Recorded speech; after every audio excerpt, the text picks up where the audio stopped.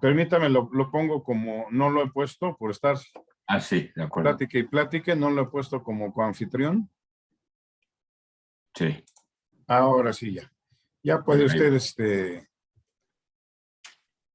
ya puede usted compartir pantalla, maestro. Perfecto.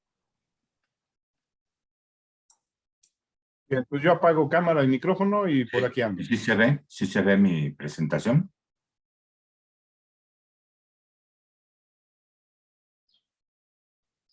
Sí, sí se alcanza a ver, maestro. ¿Perdón? Sí, sí se alcanza a ver, Sí, perfecto. Ah, muy bien, bueno, voy a iniciar. Bueno, buenos días, muchachos, alumnos de Anatomía Animal.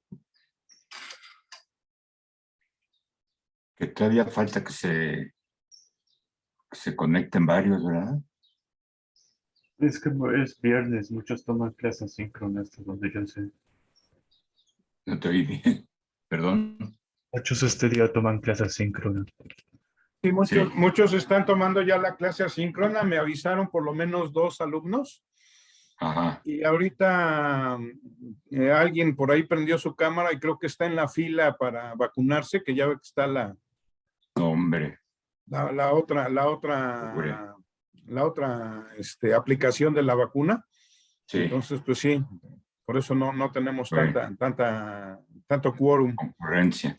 Bueno, entonces, bueno, con los que están, vamos a exponer el tema y acuérdense, bueno, espero que los demás que no se hayan conectado directamente, pues nos consulten lo que tengan de dudas en cualquier momento, ¿sí?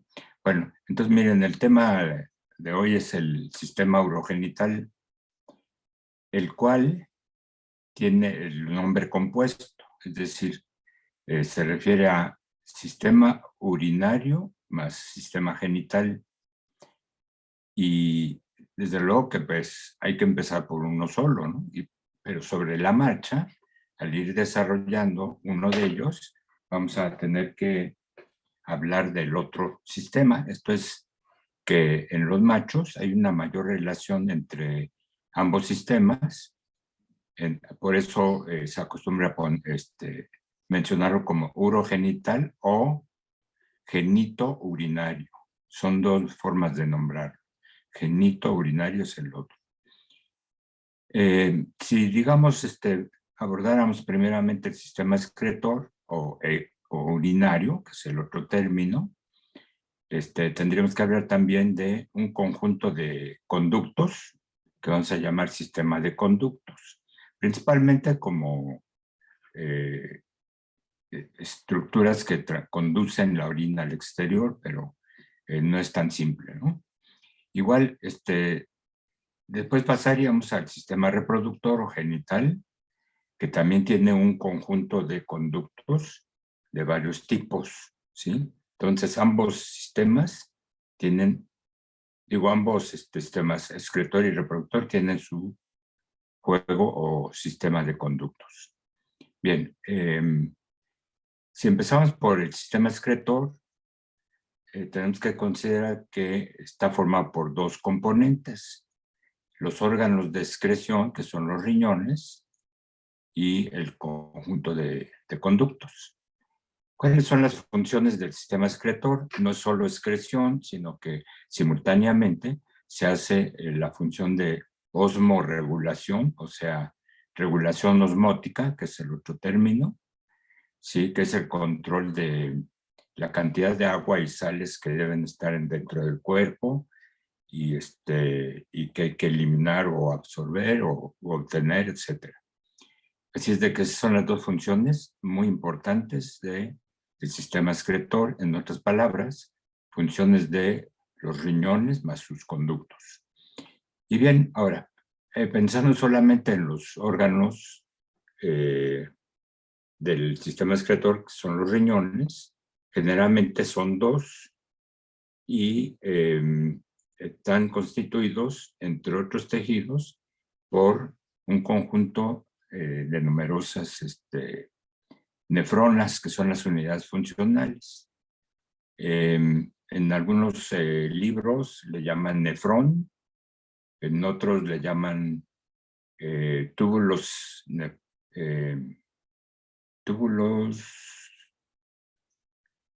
excretores o túbulos néfricos. No me acuerdo qué otros términos, pero los más usados son nefrona o nefrón. ¿Sí? Bien. Los riñones no son iguales o equivalentes en todos los niveles evolutivos o, bueno, taxonómicos de los vertebrados, sino que se presentan en una secuencia evolutiva. Primeramente, los riñones pronéfricos. Debo aclarar que los tres tipos hay nefronas, pero las diferencias entre los tres tipos consisten en qué parte del riñón se concentran las nefronas. Si muy anteriormente, y que son los más antiguos, bueno, las más antiguos, forman el llamado pronefros. En otro nivel intermedio encontramos que se encuentran posterior a lo que es o era el pronefros, pero con mayor cantidad de nefronas, y eso es el mesonefros. Y por último, en los vertebrados superiores encontramos que las nefronas se concentran en una parte bastante posterior de la cavidad o del techo de la cavidad visceral, y le llamamos metanefros. Por otro lado, vamos a ver que tanto pronefros como mesonefros tienen un conducto cada riñón que recibe a todas las nefronas, ya sea pronéfricas o mesonéfricas, y ese conducto que se llama conducto arquinéfrico se modifica acá en los vertebrados superiores. Me refiero a los amniotos como reptiles, aves y mamíferos. Sí tienen nefronas, pero se conectan a otro tipo de conducto llamado uréter, ¿sí? Entonces, desde este momento, procuren ustedes considerar que pronefros y mesonefros tienen conducto arquinéfrico, ¿sí? Y en cambio, metanefros tiene conductos llamados uréteres o ureteros, ¿sí? Bueno, ¿qué grupos taxonómicos tienen pronefros? Como está aquí anotado, se trata de los ciclóstomos, pero no todos ellos. Lo tienen los peces bruja y ¿cómo se llama? Y los adultos de las lampreas. Perdón, las larvas de las lampreas. Entonces, repito, el pronefros se encuentra en larvas de lampreas y en peces bruja. Se supone que en toda su vida. En cambio, el mesonefros es característico de estos dos grupos de peces, o sea, los condrictios, los osteictios, y además de este primer grupo de tetrápodos, los anfibios. Esos tres tienen mesonefros. Y ya el metanefros se encuentra en reptiles, aves y mamíferos. Los vamos a estar repitiendo durante varios aspectos del tema, ¿sí? No crean que es la única vez que lo vamos a ver en qué grupos taxonómicos se encuentra cada tipo de riñón. También debo comentar lo siguiente. Si nosotros estamos viendo el desarrollo embrionario del sistema excretor de un reptil o un ave o un mamífero, vamos a ver que en la primera etapa embrionaria del riñón se forma como pronefros, o sea, nefronas colocadas muy anteriormente, pero conectadas al conducto arquinéfrico en cada riñón. Luego vamos a ver que se forman más nefronas que se agregan a ese conducto arquinéfrico, entonces ese ya es el mesonefro, mientras que el pronefros degenera. Y por último, si se tratara de, bueno, como estamos viendo, se trata de reptiles, aves o mamíferos, aparecen nefronas en la parte más posterior, pero se conectan no al conducto arquinéfrico, sino al uréter, ¿sí? Bueno, es un adelanto de lo que vamos a ver a continuación. Bien, aquí repito algo de lo que ya mencioné. La orina es transportada desde los riñones pronéfricos y mesonéfricos, o sea, pronéfricos y mesonéfros, por los conductos arquinéfricos, ¿sí?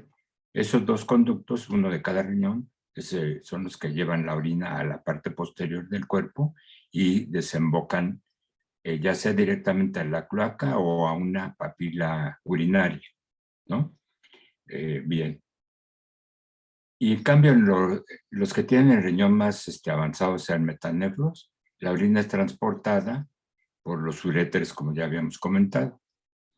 Y ahí habría que ver si llegan directamente los uréteres al exterior o a una vejiga urinaria.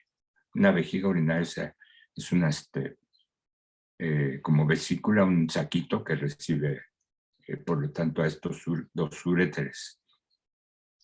Bien, decía yo, bueno, ya está mencionado aquí adelante. Antes de ser eliminada la orina al exterior, es almacenada en algún tipo de vejiga urinaria en estas 4 clases de vertebrados. ¿Por qué digo que en algún tipo de vejiga urinaria? Porque no es la misma vejiga urinaria en todos los vertebrados, ¿sí? Si es un saco o vejiga que recibe o almacena la orina, pero tienen diferentes orígenes, o sea, inclusive hay grupos que no tienen vejiga urinaria, ¿sí? Como dice aquí abajo, carecen de vejiga urinaria los ciclóstomos, los condrictios y las aves. En cambio, sí presentan osteictios, anfibios, reptiles y mamíferos, pero debo aclarar que no son homólogas las vejigas urinarias de osteictios con respecto a las de anfibios y reptiles. Bueno, anfibios y reptiles tienen el mismo tipo de vejiga urinaria, derivada o desarrollada a partir del recto, que es una parte del tubo digestivo. Los osteictios tienen la vejiga urinaria como transformación de una membrana extraembrionaria llamada alantoides, ¿sí? Bien.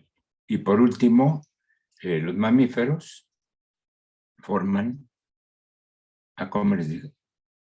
Los osteictios, perdón, hago una corrección.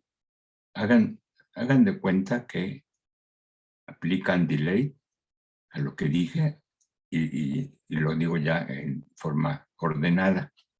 Los osteictios tienen vejiga urinaria derivada de como un ensanchamiento de los conductos arquinéfricos. O sea, se ensanchan simplemente y almacenan orina. Así de sencillo. Pero anfibios y reptiles tienen vejiga urinaria que es desarrollada a partir del recto en ambas clases. Y por último, en los mamíferos, la vejiga urinaria es modificación de una membrana extraembrionaria llamada alantoides. Lo vamos a ver en unos esquemas. Y A ver, bien, profesor, disculpe y entonces, osteictios, ¿es un ensanchamiento de los conductos qué? arquinéfricos. Ya ves que arriba dijimos que los conductos arquinéfricos transportan la orina desde las nefronas que se les conectan, ¿no?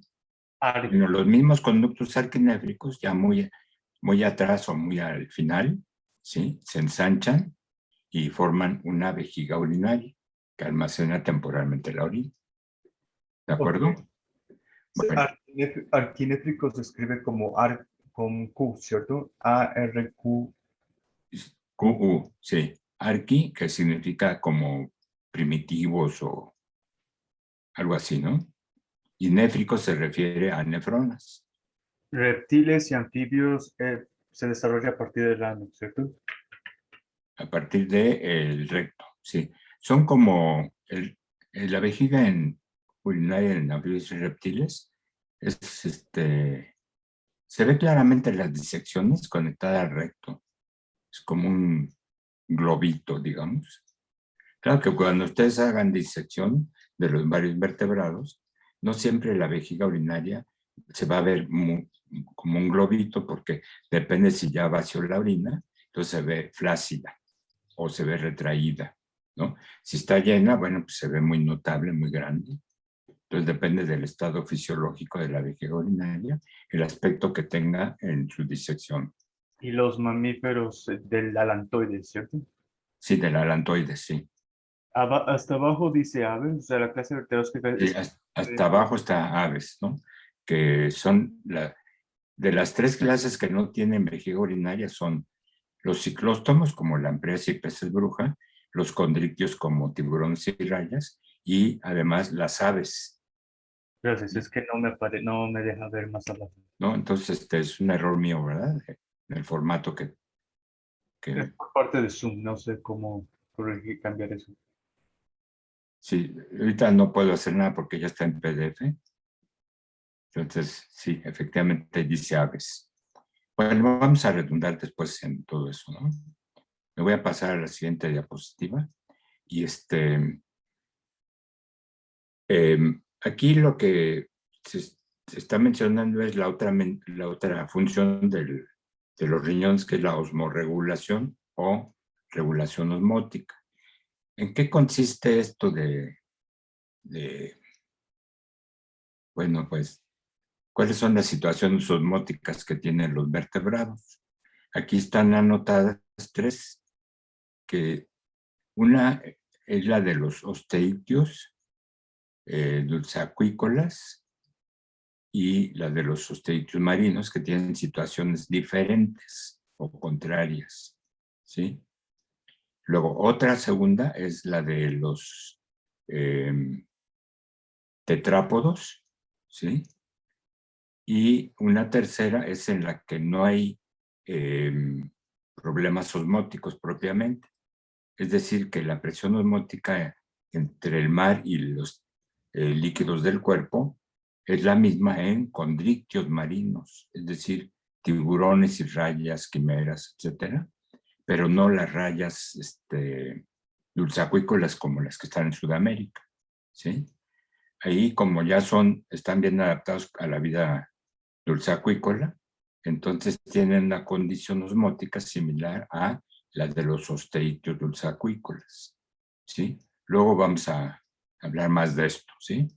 Entonces, miren, si estamos mencionando a los osteictios dulceacuícolas, ¿qué problema osmótico presentan ellos?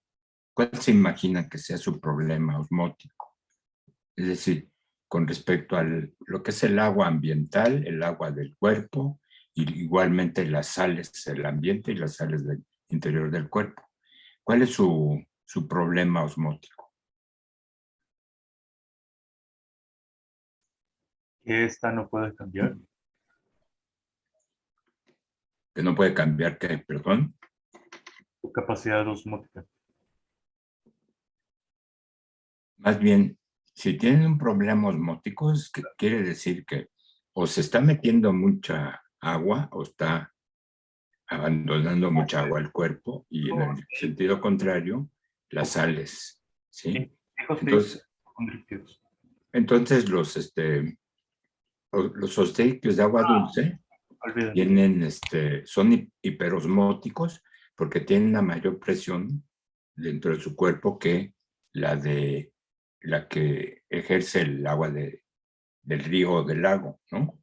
Por eso decimos son hiperosmóticos. Así es de que entonces sus riñones y las nefronas en particular deben trabajar para estar constantemente sacando agua en exceso, bueno, el exceso de agua, sacarla del cuerpo, pero en cambio reteniendo sales o metiendo sales. Es que pensé que dijo condrictios antes. No, porque estoy poniendo en una categoría en que no hay problema osmótico. Sí, por eso es que no escuché bien su pregunta, por eso. Bueno, sí. Entonces, mira, estoy hablando de osteictios dulceacuícolas que Sí, tienen el problema de que se le mete un exceso de agua y pierden muchas sales. O sea, la tendencia es a que el lago o el agua del lago o del río tiende a ser más diluido los líquidos del cuerpo del osteictio y las sales tienden a salir para hacer más salado el lago o el río. Y esa situación es exactamente lo contrario a la de los osteictios en el mar, o sea, los marinos, los cuales son hiposmóticos, y entonces en ellos tienden a las sales del mar a meterse al cuerpo en exceso, y el agua del cuerpo del osteictio tiende a salir para diluir el mar. Entonces son situaciones contrarias, ¿no?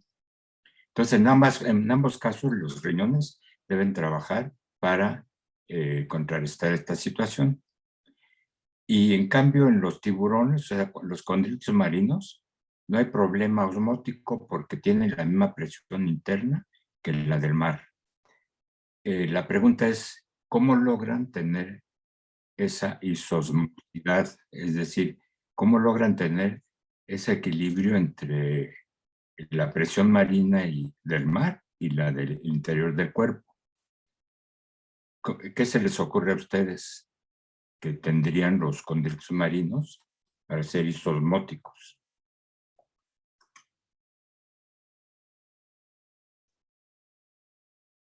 ¿Qué se les ocurre? Alta concentración de urea, ¿no? Exactamente, lo cual quiere decir que ya has leído algo de fisiología de vertebrados, ¿sí? Y, y entonces ya sabes que normalmente la urea en los vertebrados es eliminada al exterior, ¿sí? Y esto es vía riñones, sus conductos, etcétera, ¿no? En cambio, en los condrictios, el hígado sintetiza urea y esta urea va a estar presente en muchos tejidos del cuerpo, de tal manera que su cantidad, o sea, la cantidad de urea, es la que provoca una mayor presión osmótica que en los osteictios y que está cercana a la del mar. Por eso son isosmóticos, ¿sí? Entonces recuérdense, el hígado,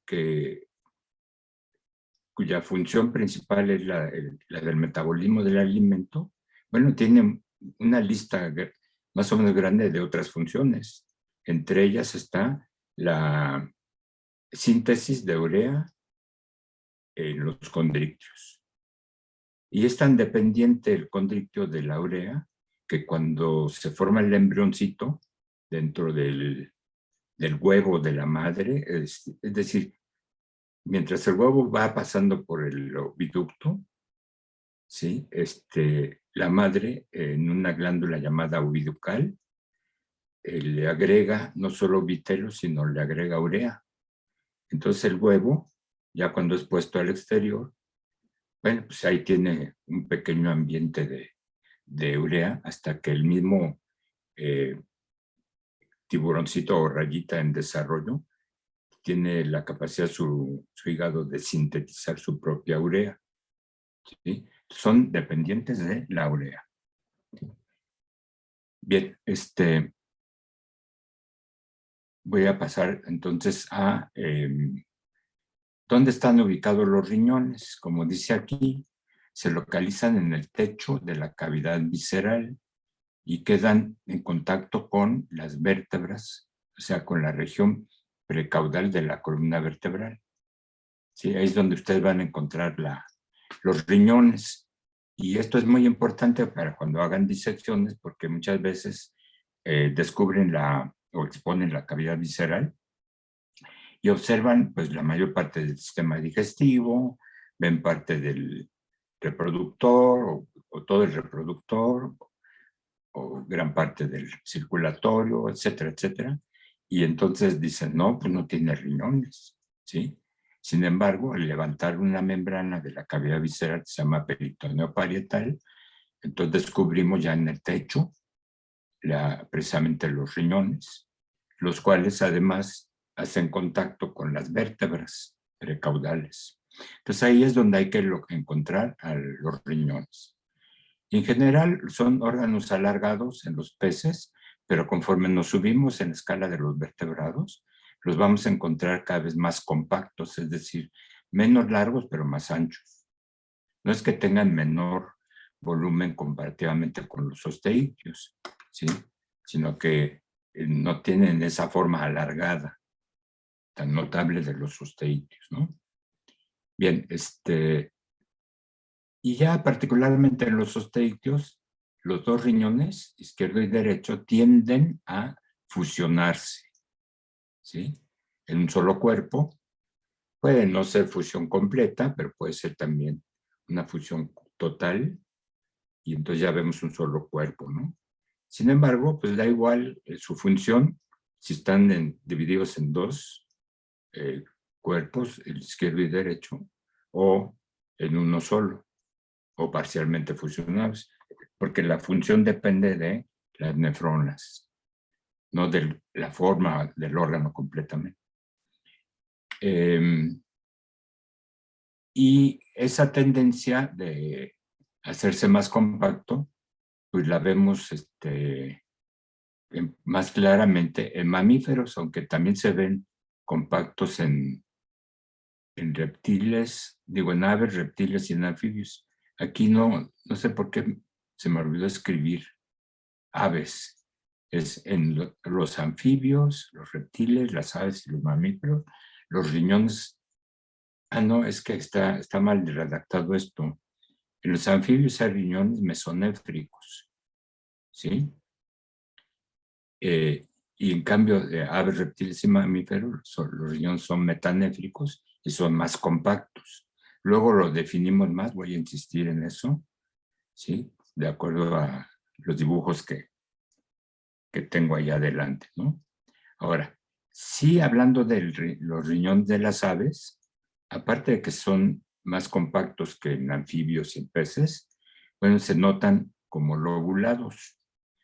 Es decir, se les notan lóbulos porque quedan como que marcados por las costillas, ¿sí? Sin embargo, con lóbulos o sin lóbulos estarían funcionando igual. O sea, estarían funcionando bien para la excreción y la osmorregulación, ¿sí? Ahorita lo vamos a ver en unos dibujos. Miren, aquí en esta diapositiva tengo el corte transversal de la lamprea, pero ese corte pasó como que un poquito atrás donde está el hígado, ¿sí? Entonces ahí ya encuentro el riñón, pero fíjense que siendo el adulto, veo lo que era el pronéfros en el embrión, es decir, su larva de las lampreas tenía pronéfros funcional. Ahora, en el adulto queda una parte vestigial, o como se diría, remanente del pronéfros, pero sin nefronas, ¿sí? O sea, sí lo nombramos como pronéfros, pero no funciona. Y me voy más para atrás y entonces ya encuentro más atrás los riñones mesonéfricos, estos dos que están acá. Aquí está el nombre de mesonéfros, pero por acá está el nombre de las unidades funcionales, o sea, las nefronas, ¿sí? Entonces son los dos riñones que funcionan en la lamprea adulta, ¿sí? Hagan de cuenta que quedó una parte en la lamprea adulta del riñón pronéfrico, pero no tiene ninguna función especial, que yo sepa, ¿eh? Bueno, ahora, aquí aprovecho el esquema del mesonéfro de la lamprea para que vean que entre los dos mesonéfros, izquierdo y derecho, están las gónadas. ¿Qué gónadas creen que sean estas que están aquí dibujadas?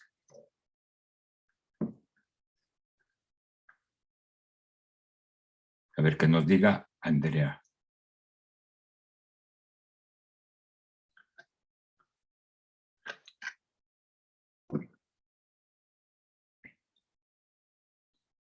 Andrea.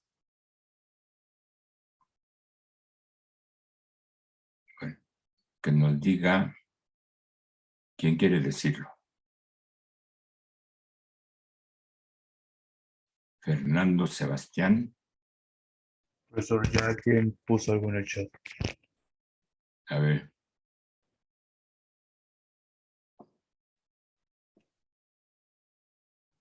Es que Andrea está mencionando que en el chat está mencionando que son sexuales y dice que disculpemos que anda en el IMSS, lo que decía. Está, Bueno, perdón. No, ya, no le interrumpo. Suerte, Andrea. Bien, entonces, a ver, ¿quién de los que están conectados tienen idea de qué serían, qué gónadas serían, masculinas o femeninas? ¿Puede repetir la pregunta? Es que yo estaba... Sí, la pregunta es, ¿qué estructuras están aquí entre riñón izquierdo y riñón derecho? O sea, mesonefros izquierdo y mesonefros derecho. ¿Puedo participar? Pues claro que sí. ¿Por qué Serían no? las gónadas masculinas. ¿Cómo? Serían las gónadas masculinas, ¿no? Porque las femeninas están sobre el riñón. ¿Quién dice eso? Perdón. Sebastián, No, ya me equivoco. estos son los ovarios, son las gónadas femeninas y me guío porque se ven los ovocitos, aunque están inmaduros. ¿Sí? Ahora, de todos modos, el macho tendría aquí los testículos entre los dos mesonefros. Bueno, entonces recuerden bien, siempre en las lampreas, las gónadas están entre ambos mesonefros. ¿De acuerdo? Bien, veamos ahora de un condrictio como el tiburón. Lo malo es que no me preocupé de bajar una imagen en que no esté la parte reproductora, sino que se vea solo los riñones. Pero bueno, aquí de todos modos esto nos va a ayudar para otro concepto, ¿no? Por ejemplo, aquí está el urogenital de la hembra, ¿no? Y en el techo de la cavidad visceral veo parte de los riñones mesonéfricos. En este tramo de por acá, ¿sí? Y en el macho sí veo más descubiertos los dos mesonéfros, ¿sí? Es decir, en el macho no me tapa mucho los testículos al riñón. Además, este riñón está movido hacia el otro lado para que nos deje ver su mesenterio y nos deje ver todo el riñón completo, por lo menos el riñón izquierdo. En cambio acá nos está tapando en la hembra, los dos ovarios nos tapan la primera parte del riñón y más acá, pues parte del resto del riñón. Nomás veo un pedacito, ¿sí? Bueno, luego vamos a analizar cada uno de ellos, porque, digamos, si veo el de la hembra, veo que por aquí, si no me equivoco, aquí deben ir dos conductos. Esto que ven como una línea blanca, deben ser los dos arquinéfricos, los dos conductos arquinéfricos, ¿sí? Y a los lados está el resto del riñón con sus nefronas, ¿no? Bien, acá en el macho, la mayor parte de la superficie ventral de los dos riñones, ¿sí? Está tapada por, o sea, nos lo ocultan, un conducto reproductor llamado conducto deferente, ¿sí? Pero aquí el autor que hizo este dibujo le seccionó el conducto en este riñón derecho y sí veo ya en toda su anchura el mesonefros, ¿sí? Y bueno, y en la parte interna ven ustedes apenas como si fuera un hilito en cada uno de los dos riñones el conducto arquinéfrico, ¿sí? Bueno, ya después lo revisaremos con más detenimiento, ¿sí? Entonces, estos son condrictios. Igual se verían en rayas que en estos tiburones. En los osteictios, la mejor manera de verlo es lateralmente, y no como en los tiburones, que tuvimos que hacer un corte medio ventral, ¿sí? Para luego proyectar los bordes de la pared de la cavidad visceral hacia los lados y ya ver las vísceras y entre ellas los riñones, ¿no? En cambio, como los osteitos son más aplanados lateralmente, si yo quito aquí la piel, luego músculos, miotomos y todo eso, entonces ya veo la cavidad visceral, ¿sí? Y ahí veo claramente cómo en la parte más dorsal se encuentra el riñón mesonéfrico o mesonefros, ¿sí? Que gran parte del mesonefros hace contacto con las vértebras precaudales, ¿sí? Bueno, entonces, ahora, les debo mencionar algo muy característico del riñón o los riñones de los osteitios. Se extienden muy hacia adelante hasta el nivel del cráneo. Aquí estaría dibujada la parte posterior del cráneo. Sí está dibujada la cintura escapular, pero no la parte posterior del cráneo. Entonces, desde ahí se encuentra el riñón, ¿sí? Y se extiende en contacto con las vértebras precaudales hasta este punto. Ya en la región caudal no encontramos riñón. Ahora, además de ver el cuerpo del riñón, ¿sí? Así como punteado, ¿sí? Vemos en el borde izquierdo el conducto arquinéfrico que se va hacia atrás y luego ya vamos a ver cómo se sigue así por la parte posterior de la vejiga gaseosa hasta luego descender hacia el exterior como un conducto urinario común. Es decir, que se une la parte izquierda con la derecha en el urinario común para transportar la orina al exterior. Bien, y aprovechando el esquema, bueno, pues ¿qué es lo que vamos a encontrar en contacto con los riñones? Aquí ventralmente, pues la vejiga gaseosa, que es bastante amplia, ¿sí? Esta estructura no la encontramos, como ustedes ya se habrán dado cuenta, en los condritios. No hay vejiga gaseosa ni el órgano ancestral de la vejiga, que sería el pulmón, ¿sí? Bueno, y en la parte más ventral vamos a encontrarnos parte del sistema digestivo, o sea, el intestino, bueno, estómago, intestino, etcétera, etcétera, pero también vamos a encontrarnos con el hígado, aunque está medio tapado por la cintura escapular, ¿sí? Pero aquí en el esquema sí se nota parte ¿cómo se dice? Del intestino que se va hacia atrás y se abre al exterior mediante el ano, ¿sí? Bien, ya veremos después estos dos esquemas de corte transversal de las gónadas, de los osteitio. Bien, ahora pasamos a ver ya en los tetrápodos los riñones. Aquí encontramos en la primera clase de los tetrápodos, o sea, los anfibios, vemos el riñón izquierdo, por aquí casi no veo el riñón derecho, me lo tapa el ovario del mismo lado, pero como del lado izquierdo se le quitó el ovario, entonces puedo ver mejor el riñón, ¿sí? En el macho, bueno, no me tapan las gónadas, ¿sí? Aquí están los testículos, ¿sí? Tapan muy poco de los dos riñones, miren. Vean ustedes que son más cortos que los osteitios, pero más anchos, ¿sí? Y no se fusionan entre sí. Bien, entonces ahí vamos viendo ya esa tendencia a el acortamiento de los riñones, pero su ensanchamiento, el aumento de la anchura, ¿no? Es decir, se hace más compactos, pero siguen teniendo el mismo volumen equivalente al de los peces, ¿sí? Y bien, aprovechando el esquema, estamos viendo acá, bueno, así como está aquí en el lado izquierdo de la figura, el ovario derecho, ¿sí?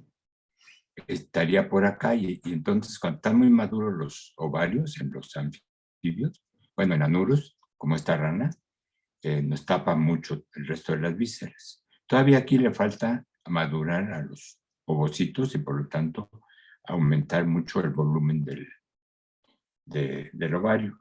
Lo que sucede es que gradualmente se va a acumular más y más vitelo en cada ovocito, ¿sí?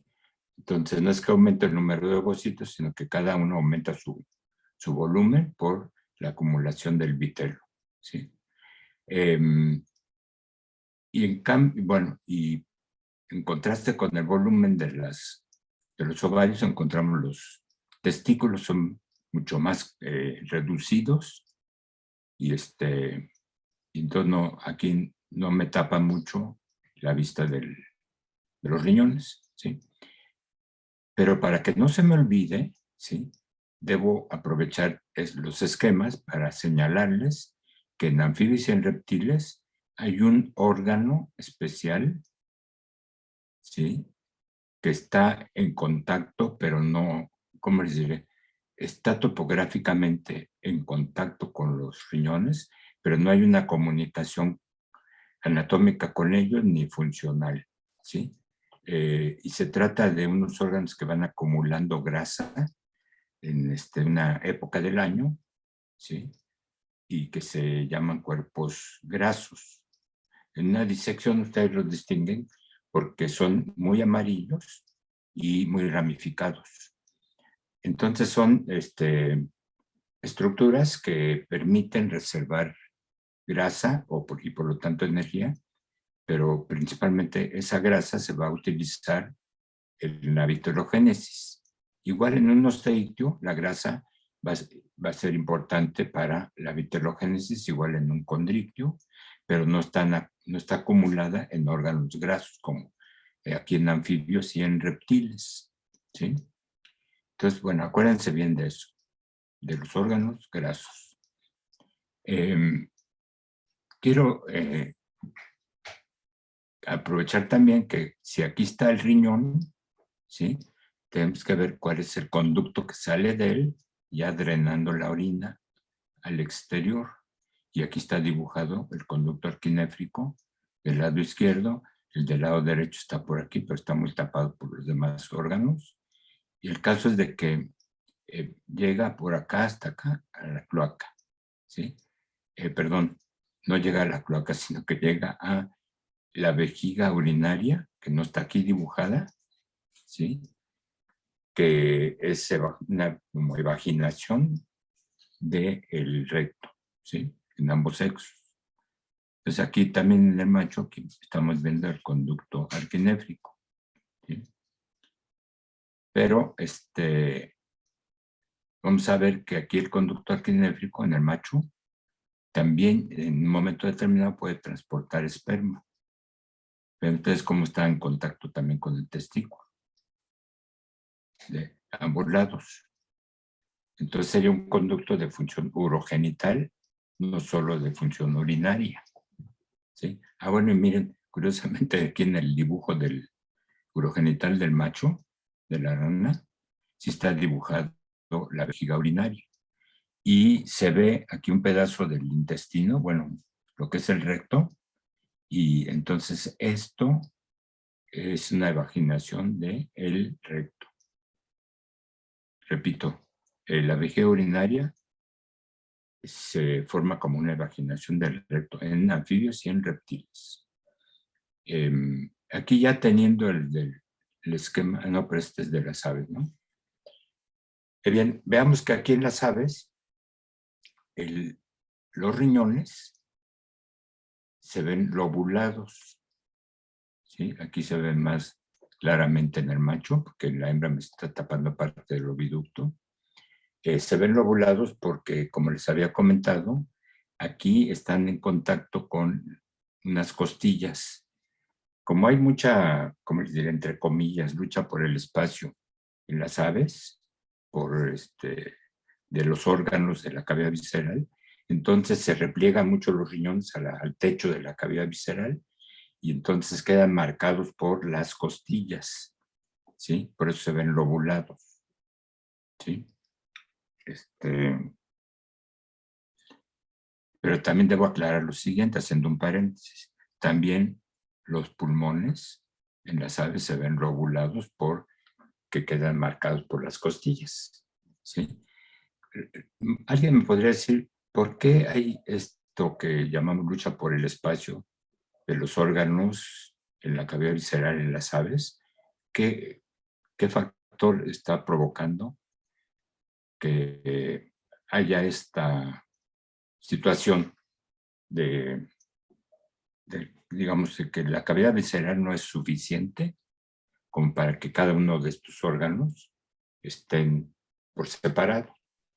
Una reducción de la longitud de la columna vertebral.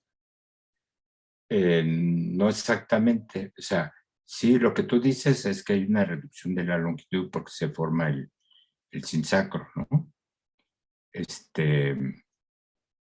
Pero, bueno, el sinsacro participa en hacer más compacto el cuerpo del ave, o sea, más corto y más ancho. Pero hay otras estructuras que están ahí provocando este conflicto, entre comillas. Sacos aéreos. Exactamente, los sacos aéreos, porque estos son estructuras que no existen en los demás vertebrados, aunque sean alvéolos gigantes, y todos los que tengan pulmón tienen alvéolos, pero el factor, digo, el carácter de ser muy grandes implica pues ocupar un cierto volumen de la cavidad visceral. Entonces como que los riñones y los pulmones quedan, digamos, replegados al techo y quedan con esas marcas de las costillas. Bien, vean ustedes de ambos riñones cómo parten dos conductos que drenan la orina, ¿sí? Pero no son los conductos arquinéfricos que hasta el momento estábamos viendo que drenan la orina. No, ya en reptiles, aves y mamíferos son otros conductos, y aquí está, vean ustedes el nombre que dice aquí.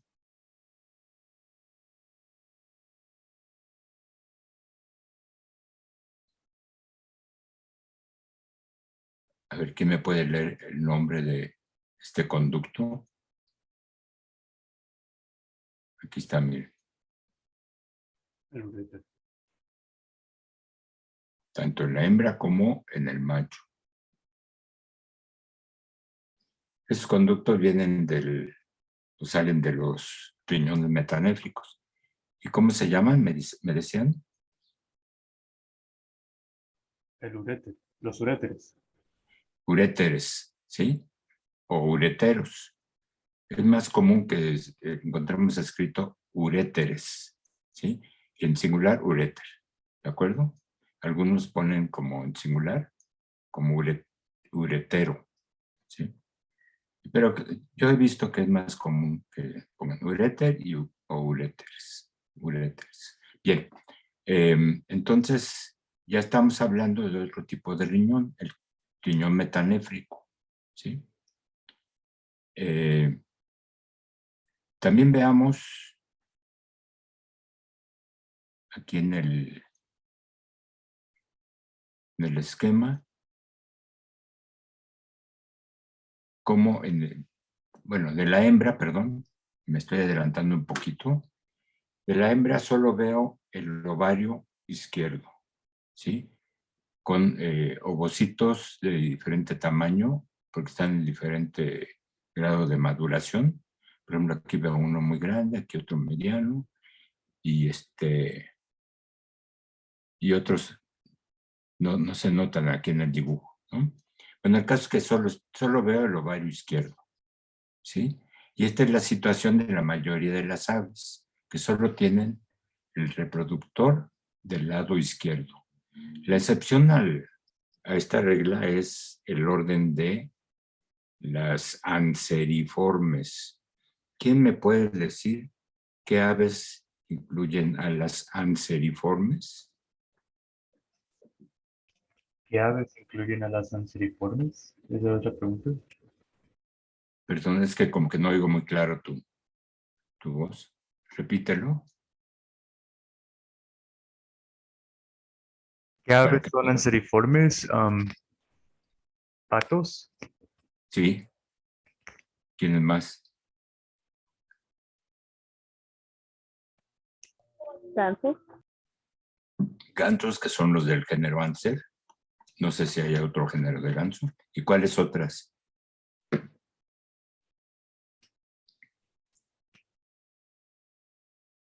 Otras más grandes, ¿cuáles son? ¿Cisnes? Cisnes. O sea, esos tres tipos de aves son las anseriformes. Bueno, ese orden sí tiene repetido el reproductor, el sistema reproductor femenino en ambos lados. O sea, hay ovario izquierdo y hay ovario derecho y los correspondientes oviductos. Pero en el resto de las aves solo existe el del lado izquierdo. Bien, esto me recuerda que les quería sugerir que hicieran una tabla en Word en que pusieran 8 columnas y que la columna de la izquierda fuera para anotar alguna estructura del sistema urogenital, no importa el orden, por lo pronto. Podrían anotar, por ejemplo, vejiga urinaria de origen, ¿cómo se dice? De alantoides. En otro, vejiga urinaria conectada o de origen del recto, ¿no? En otro que dijera sin vejiga urinaria. Y en las demás columnas, que van a ser las clases de vertebrados, pues ahí pusieran en el cruce de esta estructura con el nombre de la clase, pues si está ausente, bueno, pues ponerle ahí un tache o una línea, o escribir ausente, y si está presente, entonces escribirle de qué tipo de vejiga urinaria es. Pero también vayan anotando, digamos, qué tipo de órgano intromitente o de fertilización presenta, tipo de riñón, en fin, todas las estructuras que tengamos que mencionar del sistema urogenital. Y claro, pueden quedar en desorden, pero ustedes la pueden ordenar si la tienen ahí en un archivo en Word. ¿Sí? Entonces, eso les va a ayudar muchísimo porque por lo pronto, como que sienten ustedes que les estoy mencionando como que muy desordenadamente los nombres de las estructuras. ¿Sí? Pero esto es característico de este tema, que haya modificaciones de varias estructuras o su ausencia, y cuando hay modificaciones, pues implica que tengan diferentes orígenes, ¿sí? Las estructuras. Por ejemplo, hablamos de conductos, hablamos de vejigas urinarias y otras partes, ¿no? Bueno, entonces me voy a pasar al siguiente, la siguiente diapositiva, que es la del excretor del mamífero. Estaba yo notando hace rato, antes de dar la clase, que me falta un esquema, así como lo hice o puse de aves, ¿cómo se llama? Anfibios, ¿sí? Que sea, incluyendo el reproductor y el excretor. No lo hice para el mamífero, se me pasó. Entonces, después se los voy a dar. Mientras tanto, lo que quiero es que veamos del mamífero nada más la parte del excretor, que sí está aquí dibujada. Están aquí los dos riñones, ¿sí? Y vemos que de ambos riñones sale un conducto que drena la orina hasta la vejiga urinaria, y ese conducto en cada riñón es el uréter, ¿sí? Hay uréter izquierdo, uréter derecho, ¿sí? Pero también vean ustedes la forma del riñón, es muy compacto, o sea, no es tan largo como en los peces, pero sí es mucho más amplio, más ancho, y tiene aquí una una cara muy, bueno, cóncava, ¿sí? Por la cual estamos viendo que sale el uréter, también sale una vena, pero entra una arteria también. Entonces, en esa parte cóncava, ¿sí? Esa es una parte que le podríamos llamar ilio.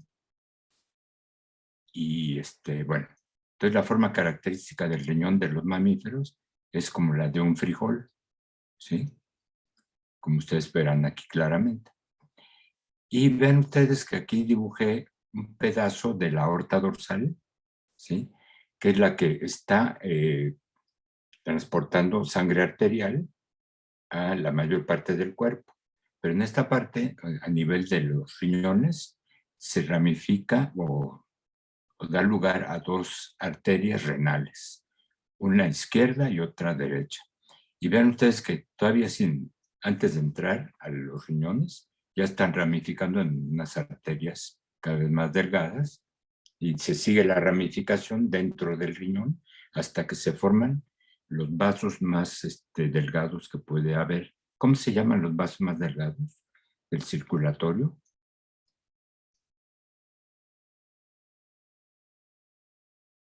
Que no son ni arterias ni venas.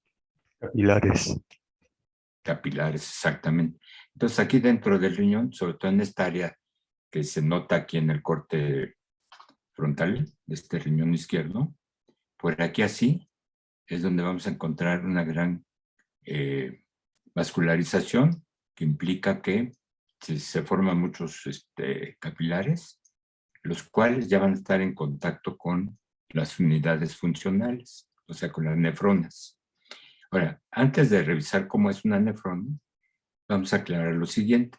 Yo estoy viendo aquí macroscópicamente un aspecto así como fibroso, qué sé yo, pero que es que incluye tanto las nefronas como los conductos colectores de la orina, ¿sí? Y todos ellos van a converger en una estructura en forma de copa, que aquí dice que es un cáliz menor. Entonces son varios cálices menores que reciben la orina de varios conductos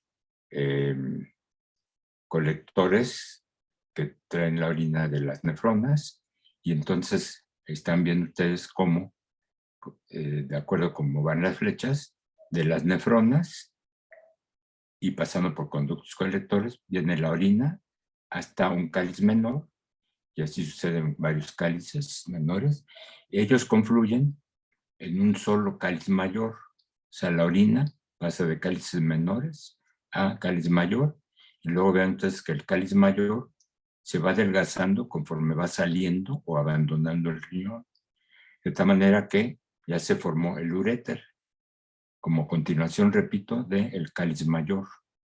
Entonces el uréter se supone que lleva la orina y digamos, la vacía en la vejiga urinaria, igual que sucede del otro lado. Entonces, esto es la vejiga urinaria, ¿sí? Que ya les había comentado que tiene su origen en una membrana extraembrionaria llamada alantoides, ¿sí? Y además veamos que se adelgaza en otro conducto que va hasta el exterior para eliminar la orina. Y se llama uretra, ¿sí? Que ya vamos a ver después que aquí hay un dimorfismo sexual, porque este sería del macho, y entonces la uretra estaría ubicada en el pene, ¿sí? En cambio, la hembra no se abre al órgano, a ninguna otra estructura, sino que directamente al exterior, ¿sí? Y y entonces hay un dimorfismo sexual que vamos a comentar otra vez en el desarrollo del tema de reproductor. Volviendo aquí a los riñones del mamífero, entonces recuerden, tienen que entrar, como pasa en todos los vertebrados, tiene que haber un flujo de sangre que llegue a las nefronas, ¿sí? Y esa sangre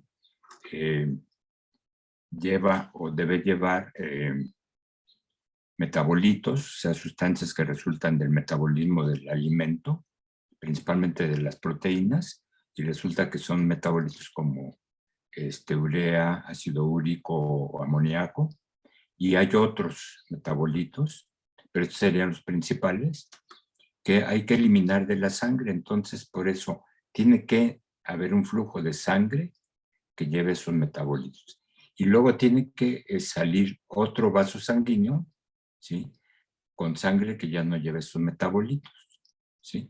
Entonces está aquí dibujado que de la aorta dorsal entra, o bueno, se desprende una arteria renal que se ramifica cada vez más en los riñones y está llevando esa sangre con metabolitos o sustancias que hay que eliminar. Si son en exceso, también hay que eliminarlas. Bueno, entonces llegan esas sustancias a las nefronas y de las nefronas salen capilares con sangre que ya no lleva esas sustancias. Pero esa sangre de las nefronas se va a reunir en vénulas y estas en venas cada vez más gruesas hasta que por fin sale una sola vena renal de cada riñón. Entonces, a fin de cuentas, entró una arteria renal con metabolitos y salió una vena renal sin metabolitos.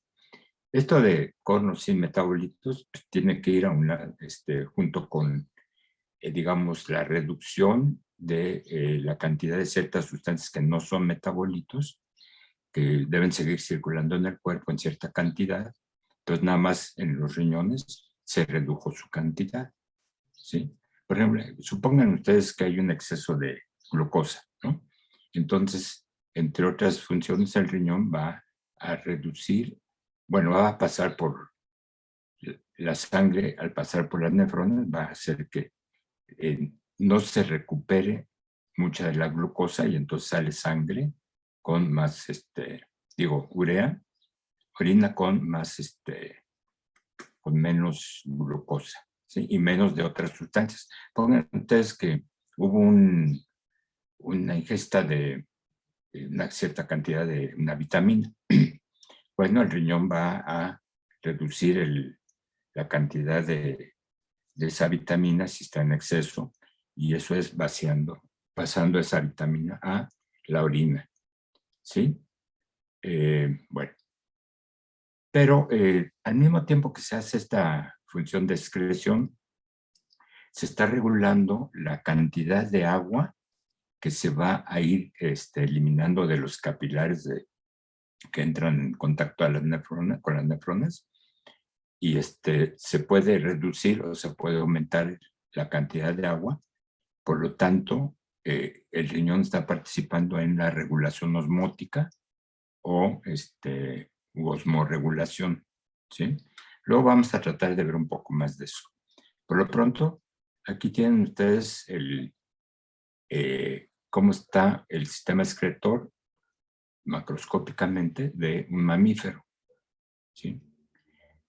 También debo aclarar que a la vejiga urinaria se le asocian músculos, ¿sí?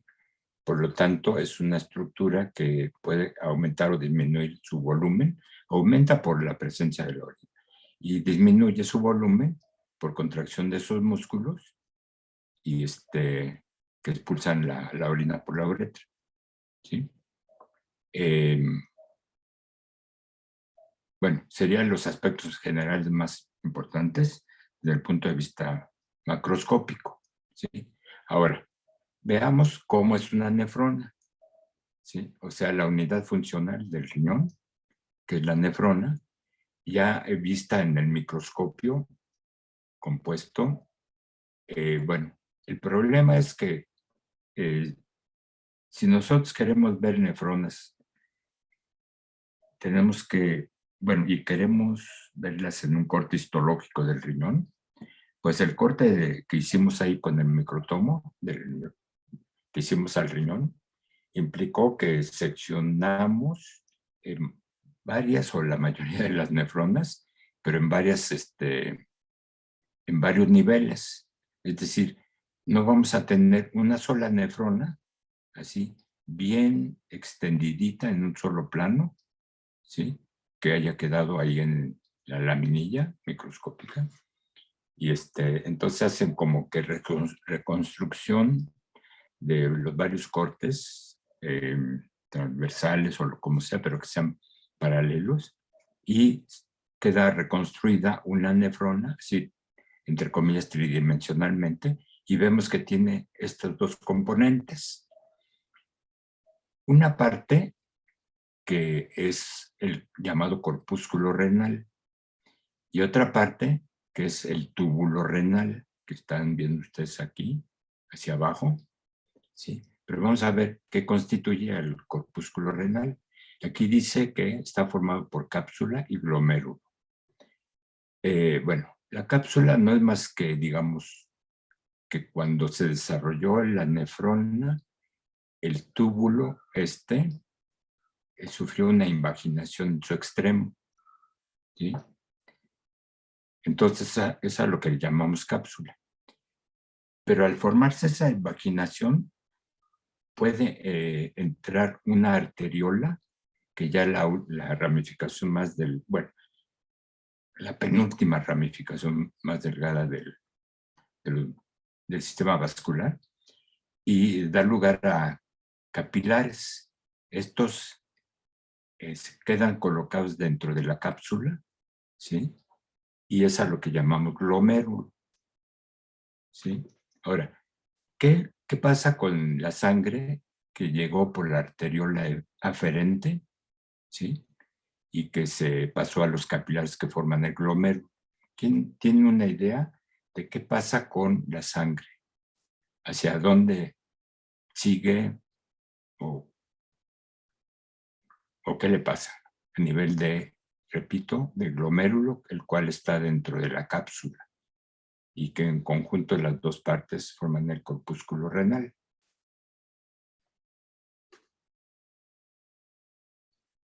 ¿Qué idea tiene? Presenta una difusión de sus componentes. Una difusión. Hay un filtrado, efectivamente, que implica que un componente de la sangre, como tú dices, va a pasarse al interior de la cápsula. Es decir, va a atravesar el endotelio del capilar La y urea. no va a atravesar el epitelio de esta cápsula y llega a la luz de la cápsula. ¿Y eso qué es? ¿Qué componentes de la sangre? La urea, ¿no? No, no solo la urea, porque no puede pasar, no puede haber una selección tan efectiva de que venga esta molécula de urea para acá, Agua. sino que Y agua, ¿no? no solo agua, acuérdate, ahí va a pasar tanto agua como muchas sustancias que deben seguir circulando por el cuerpo y también las que debe eliminar el cuerpo o el riñón. Y se llama, ¿cuáles son los dos componentes de la sangre? Ya alguien lo puso en el chat. Plasma. ¿Qué puso? Plasma. Plasma. Sí, los dos componentes de la sangre son el plasma y los corpúsculos figurados, refiriéndose estos últimos a eritrocitos y los varios tipos de glóbulos blancos, plaquetas, etc. Y entonces la parte líquida, que es el plasma, es la que difunde a través del endotelio de los capilares del glomérulo hasta llegar al interior de la cápsula, ¿sí? Pero no todo el plasma se pasa, ¿eh? Una cierta cantidad se conserva, igual que que se conserva y que además transporta a los corpúsculos figurados, y entonces todo esto sale por otra arteriola que abandona a la nefrona y se llama arteriola eferente, ¿sí? Entonces entra una arteriola y sale otra, por eso se llama arteriola aferente y la otra es arteriola eferente. Bien, ahora, ¿qué le pasa a ese plasma que sí pasó al interior de la cápsula? Ustedes se deben imaginar que va a ir circulando por la parte tubular de la nefrona, ¿no? Es decir, esto que estoy señalando, que va dando varias vueltas, ¿sí?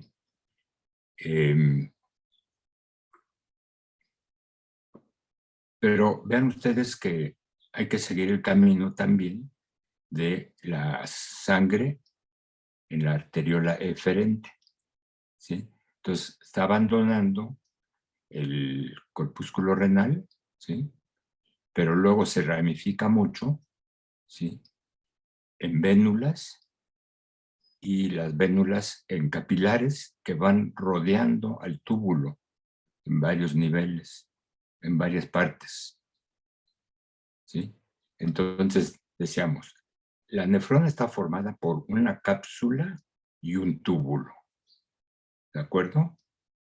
Pero el túbulo se conecta a un túbulo colector que también recibe a otros túbulos colectores de otras nefronas. Aquí yo dibujé un pedazo de túbulo colector de esta nefrona, de la derecha, de esta otra que está aquí abajo. Entonces aquí termina la nefrona, ¿sí? Pero entonces, bueno, ¿qué creen que se va a ir formando a lo largo del túbulo? Que es un líquido y que va a vaciarse al túbulo colector.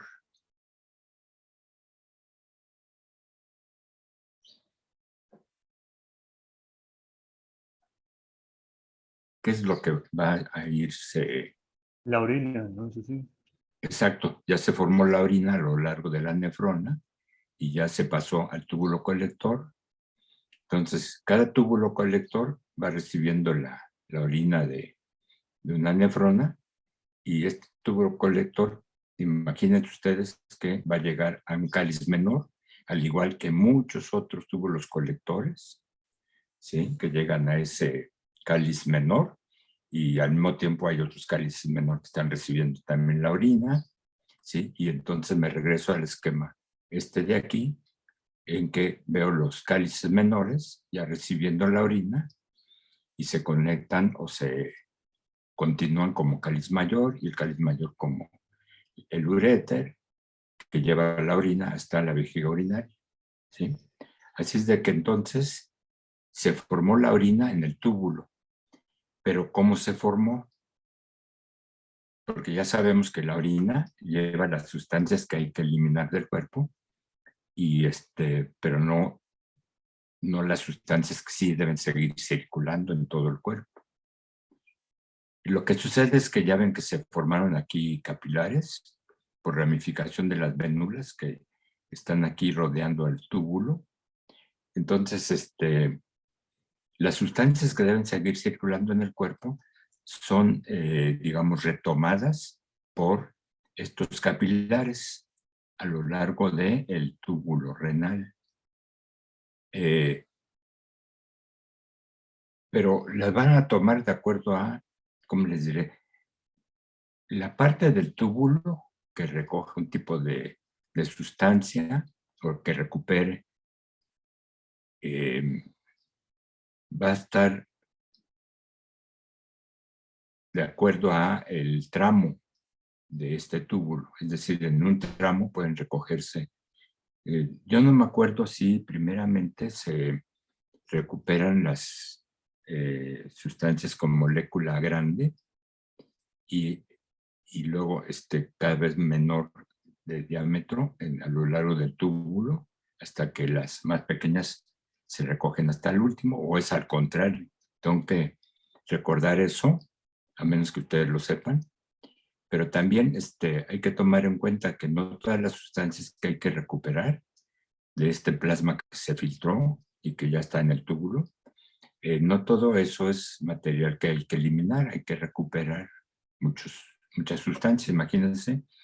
Entonces, que se recupera el exceso de glucosa o de una hormona determinada, una vitamina, etcétera, que debe seguir en el cuerpo. Entonces, pues los recuperan estos capilares, ¿sí?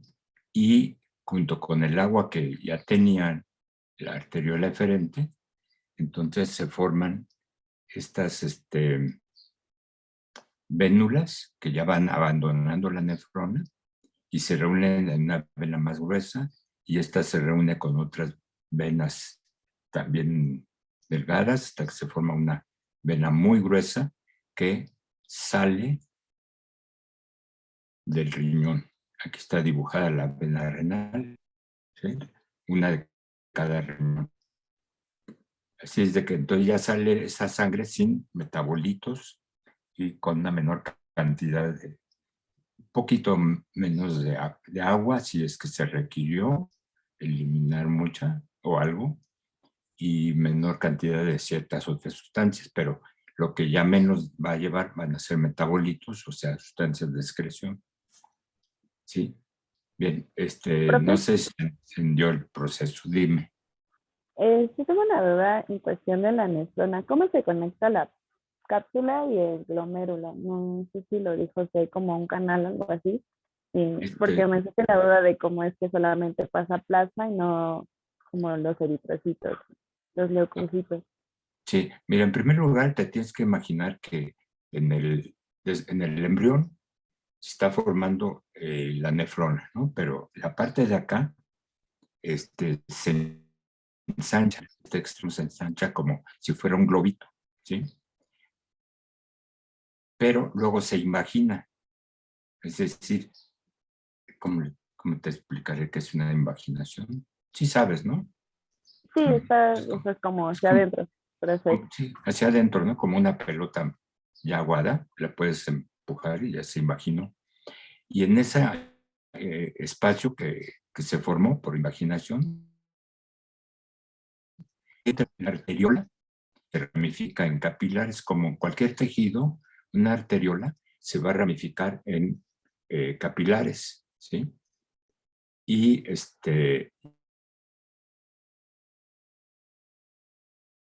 ya los capilares van a subdividir, se van a reunir entre sí para formar una vénula, ¿sí? O otra arteriola que sale, como en este caso. Entró una y salió otra, pero ¿para qué entró pues para que los capilares que forman el glomérulo, digamos, permitan la salida del plasma sanguíneo y que pase al interior de la cápsula? Eso es una filtración de plasma con todas las sustancias que comentamos, tanto que deben seguir en el cuerpo como las que deben eliminarse, ¿sí? Y entonces una nefrona siempre la verás con un túbulo que va dando vueltas y en un extremo una parte más ensanchada que es el corpúsculo renal, ¿sí? No sé si aclaré la pregunta.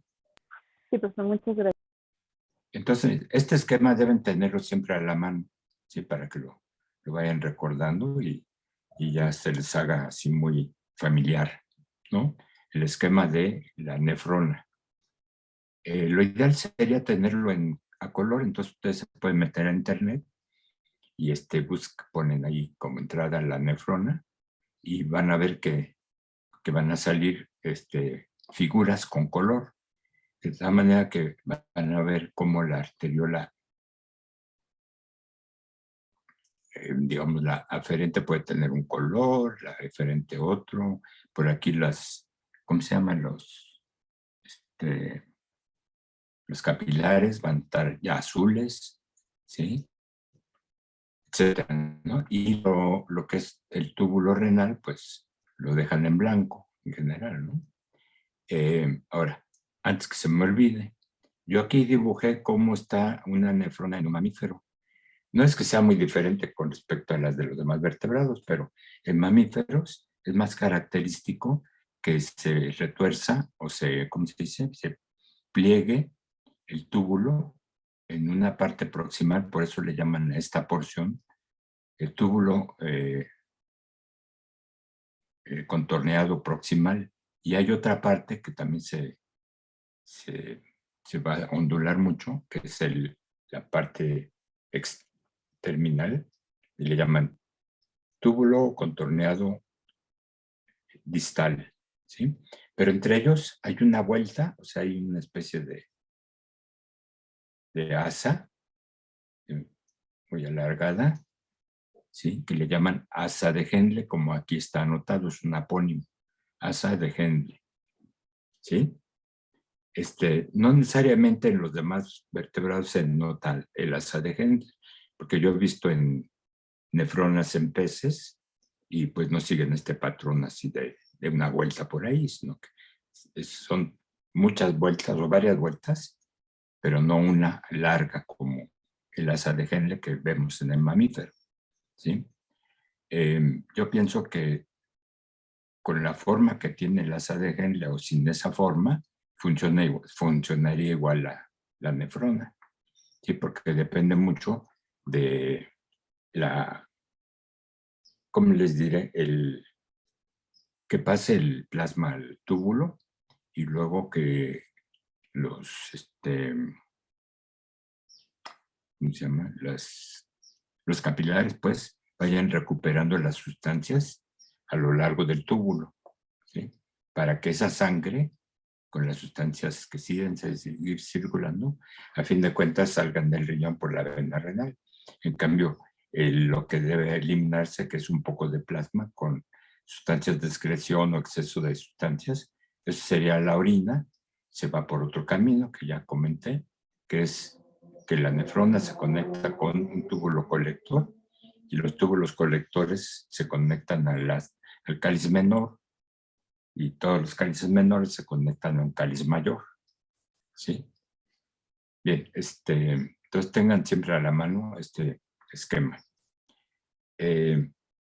Aquí en esta otra diapositiva,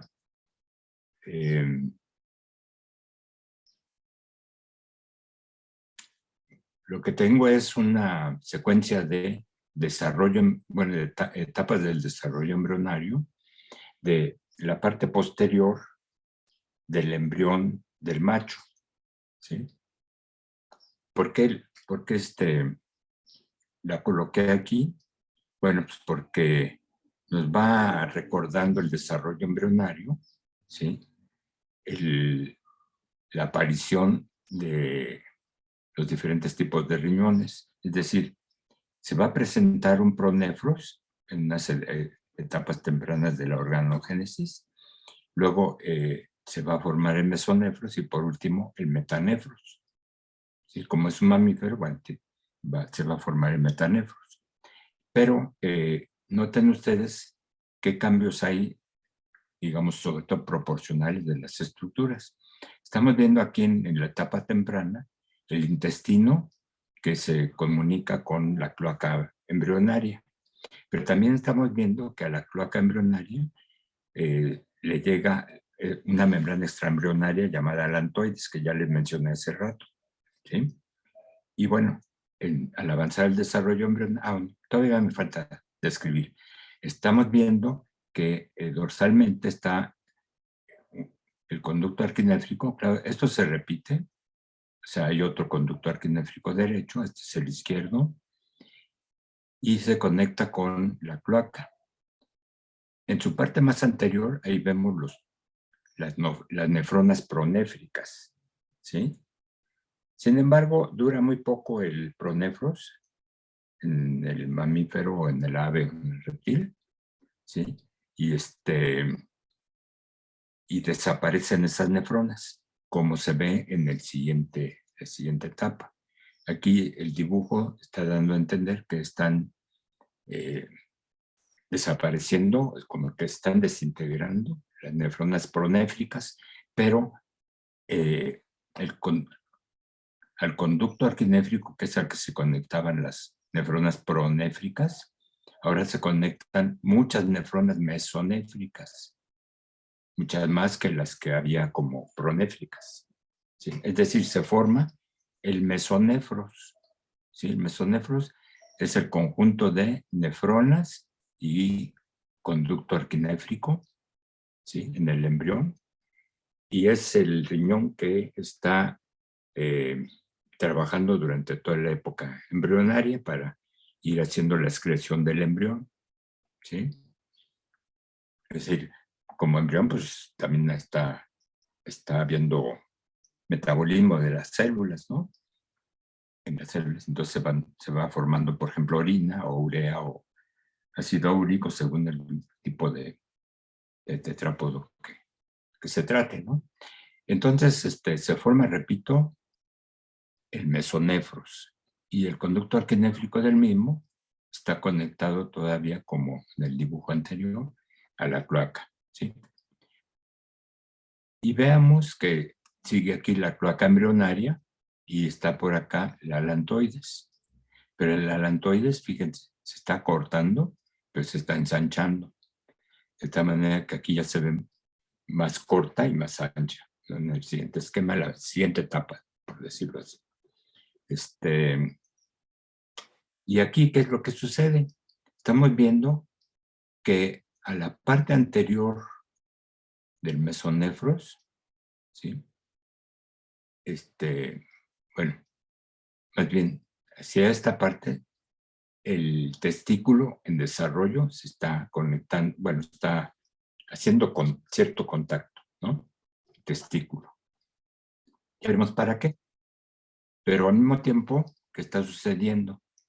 Que en la parte posterior de la cavidad visceral se están organizando las nefronas en el llamado metanefros, ¿sí? Y ellas se van a conectar a otro conducto que no es el que ya habíamos mencionado, el arquinéfrico, sino es el uréter pecado, ¿sí?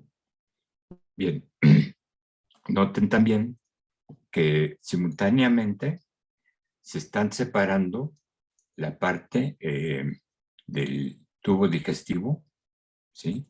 De la parte urogenital. O sea, aquí hay una separación ya bastante notable. Vean ustedes que es más notable todavía acá en esta otra etapa. Es decir, se está formando con la parte del urogenital, el llamado seno urogenital, y con la parte del digestivo se está formando el recto, o sea, la última porción del intestino, ¿sí? Entonces ahí se van a separar esos dos sistemas, el digestivo del excretor, ¿sí?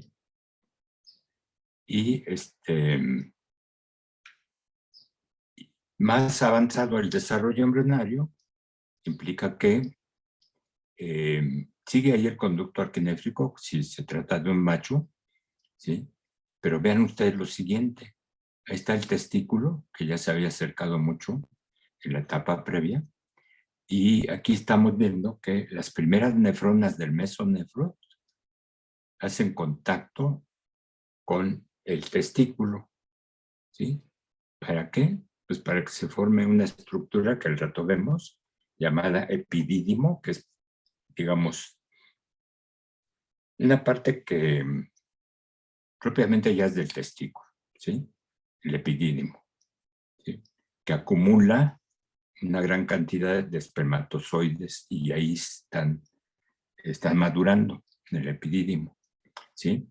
Y simultáneamente, ¿qué está sucediendo? Pues que el metanefros, que ya habíamos señalado hace rato en una etapa previa, pues ya está más grande y así sucesivamente va a ir avanzando su desarrollo, va a ir avanzando el desarrollo y, por lo tanto, el tamaño relativo del metanefros, ¿sí? Y entonces vemos que al metanefro le llega el conducto, el uréter correspondiente, izquierdo o derecho, como sea. Entonces aquí está dibujado y este uréter llega aquí a la base de lo que va a ser ahora la vejiga urinaria. Entonces en otro esquema tenemos que revisar, déjame ver si lo tengo, creo que no lo tengo. Bueno, algo parecido a este, ¿sí? En que está aquí bueno, lo dejo pendiente para explicarlo completo y no estarme pasando de una diapositiva a la otra. El caso es de que ya se formó la vejiga urinaria a partir de lo que era la alantoides. Vean ustedes cómo está aquí anotado abajo, alantoides. Entonces, cada vez la encontramos más gruesa, como se ve aquí, ¿sí? pero aquí ya está diferenciando en vejiga urinaria. ¿Sí? Y aquí ya quedó.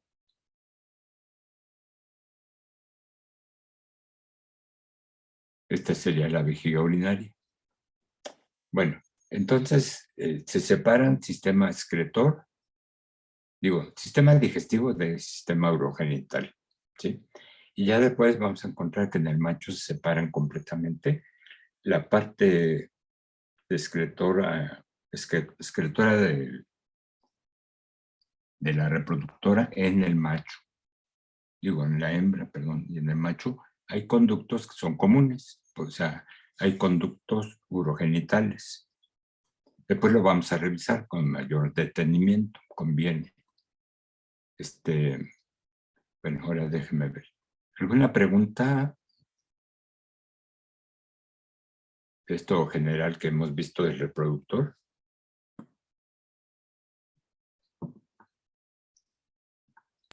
Por mi parte no, profe.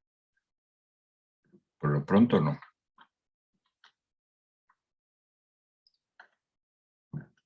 Bueno, ahora miren.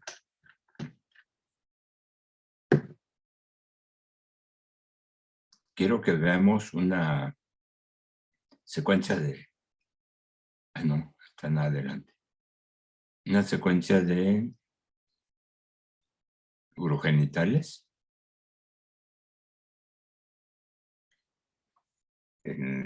Desde los ciclóstomos. En este esquema que ya vimos del Alamprea, bueno, simplemente estamos viendo los dos riñones mesonéfricos y aquí los dos ovarios. Si fuera un macho, veríamos aquí los dos testículos. De los riñones, ustedes noten que aquí hay un espacio en el borde inferior, que es el conducto alquinéfrico de cada uno de ellos. Estos corren hasta atrás, llegan a la cloaca y se conectan a lo que llamamos papila. Perdón, papila urogenital. Sí. También déjame anotar aquí en mi bitácora, que debo tener un esquema, una figura de papila urogenital del macho, del Alamprea. Pero bueno, así más o menos de cada clase, detallar más estos esquemas, detallarles varios aspectos, estos esquemas de urogenital, ¿sí? Para verlos con mayor detenimiento después. Mientras, repito, piensen que los dos riñones en la Alamprea son alargados, ¿sí? Y en su borde inferior llevan ellos mismos a los conductos alquinéfricos que están drenando la orina hasta la papila urinaria o urogenital, ¿sí? Aquí en el condrictio, bueno, vean ustedes que el reproductor, pues, lógicamente está formado por, perdón, ya lo borré, está aquí, está formado por las gónadas y los conductos correspondientes. En el lado izquierdo de la figura está la hembra y vemos aquí un ovario, ¿sí? Y con varios ovocitos en desarrollo o madurando, ¿no? Ya veremos después que cuando están más maduros y si hay cópula, entonces va a haber una intromisión de un gonopterigio en un orificio genital de la hembra que aquí no se ve en este esquema, y el esperma va a viajar a través del conducto, del oviducto, perdón. Aquí va el oviducto, ¿sí? Y ya a nivel de lo que vamos a ver que se llama trompa de falopio, ahí se encuentran espermatozoides con ovocitos, ¿no? O sea, se hace la fertilización ahí, y entonces va a descender un cigoto que va a pasar por otras estructuras del oviducto, ¿sí? Después lo vamos a detallar, ¿no? Ahorita es nomás un aspecto general, una descripción general. En el esquema del macho vemos acá los dos testículos, pero vemos que el conducto arquinéfrico, fíjense bien cómo lo digo, el conducto arquinéfrico de cada lado, ¿sí?, se modificó en un conducto que transporta el esperma y le cambiamos el nombre. Este conducto se llama conducto deferente. Entonces lleva el esperma y se almacena en estas partes últimas del mismo conducto, que ya le vamos a llamar saco espermático y vesícula seminal. Entonces, si hay cópula, digamos, si se introdujo este gonopterigio en el orificio genital correspondiente de la hembra, entonces se van a contraer vesícula seminal y saco espermático, y entonces pasa ese esperma, ¿sí?, por el interior del gonopterigio, ¿sí?, el cual está introducido en el oviducto de la hembra. Y luego ya, bueno, pues queda ahí fertilizada la hembra, ¿no? Entonces, esto es en general, ¿no? Y luego, en los osteicios tenemos que ver que la parte del reproductor son los dos ovarios o los dos testículos que quedan colocados, fíjense, a diferencia de los tiburones, pues entre el intestino y la vejiga gaseosa. Lógicamente, pues no hay vejiga gaseosa en los condritios, entonces tendría que quedar el reproductor entre el intestino y el techo de la cavidad visceral. O sea, no traten de encontrarle a la hembra, bueno, si en una disección, pues lógicamente, si es hembra, entonces nada más van a localizar modificaciones del oviducto y además los dos ovarios. Y en el macho, pues los conductos, ¿cómo se llama? Epidídimo, conducto deferente, que antes era el conducto arquinéfrico, vesícula seminal, saco espermático, etcétera, ¿sí? Y bien, entonces, yo lo que creo es que debemos interrumpir aquí para que podamos disponer de figuras que describan más o que permiten visualizar mejor la parte del reproductor en cada sexo, ¿sí? Y volveríamos de todos modos a citar qué estructuras son comunes en ambos sexos, en el macho, y mientras que las hembras no se encuentran o se encuentran separadas, etcétera, ¿sí? Bueno, entonces, aunque haya tiempo, pues yo creo que tenemos que cortarle ya, y voy a tratar de tener una serie de dibujos e información escrita del reproductor, porque es muy útil para los biólogos, sobre todo si se van a dedicar a algo de vertebrados, fisiología, reproducción, qué sé yo, ¿no?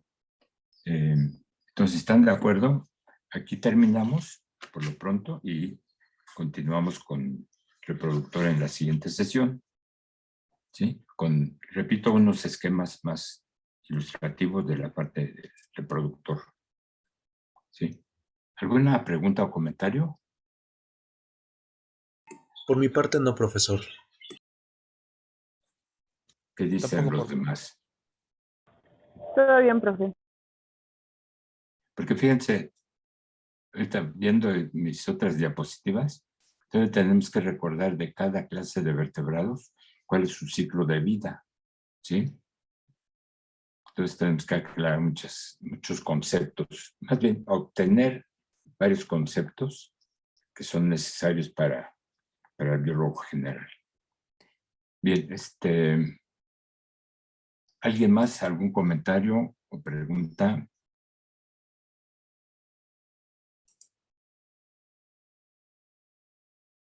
¿Alguna duda? Bueno, entonces Entonces yo creo que me despido y ya nada más me quedo conectado con David Salinas. Profesor, solo una pregunta, de hecho. Sí, dime. En el sistema de conductos, los únicos que presentan como tal, ¿cómo se llamaba esto? Un segmento intermedio en el túbulo son las aves y en mamíferos, ¿cierto? A ver, repíteme la pregunta porque no capté por qué hablas de algo intermedio entre... Es que se menciona que en el riñón se conforma por glomérulo y el túbulo, ¿cierto? Sí, o sea, no, la nefrona está formada por corpúsculo y por túbulo. A su vez, el corpúsculo está formado por cápsula y glomérulo. Ah, está bien. ¿Sí? Bueno, cada túbulo de las nefronas presenta 3 segmentos, ¿no? ¿Qué vas a...? Ah, sí, de acuerdo a cómo van los dobleces, ¿sí? Entonces, en mamíferos se habla de túbulo contorneado proximal, asa de Henle, y luego túbulo contorneado distal. Pero esas son 3 partes de la misma nefrona, de su mismo túbulo, digamos, ¿no? Ah, ok. ¿Sí? Entonces siempre ve por partes, ¿no? Se divide en 2 partes, 2 componentes, luego cada componente se divide en otros subcomponentes y así. ¿De acuerdo? O sea, ¿Alguna otra pregunta? yo no pues.